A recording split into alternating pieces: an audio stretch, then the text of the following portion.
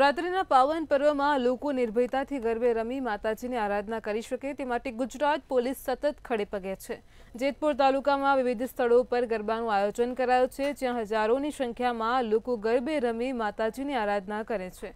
ત્યારે પોલીસ દ્વારા લોકોની સુરક્ષા માટે અલગ અલગ ટીમો તૈયાર કરાઈ છે, જેમાં મહિલા પોલીસ ટ્રેડિશનલ ડ્રેસ પહેરી લોકોની વચ્ચે અસામાજિક તત્વો પર બાજ નજર રાખી રહી છે।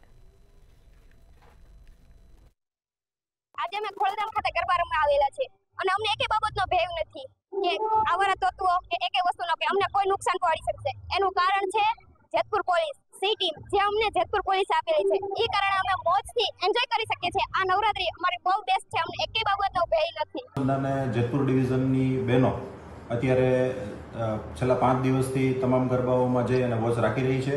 આજે પણ તમામને અલગથી એમને એપ્રિશિએટ કરી અને અલગ અલગ ટીમો બનાવી અને અલગ અલગ ગરબીઓમાં રવાના કરવામાં આવેલ છે। ગરબીઓમાં બહેનો રમતા પણ જશે અને પોલીસની નજર તળે બધાને જોતા પણ જશે, જેના આધારે કોઈ પણ છેડતીનો કે કોઈ બનાવ ન બને તેની તકેદારીના ભાગરૂપે અને પબ્લિક ભયમુક્ત રીતે એક આ તહેવાર છે એ ઉજવી શકે તેના માટેનું એક આયોજનરૂપ બંદોબસ્ત છે।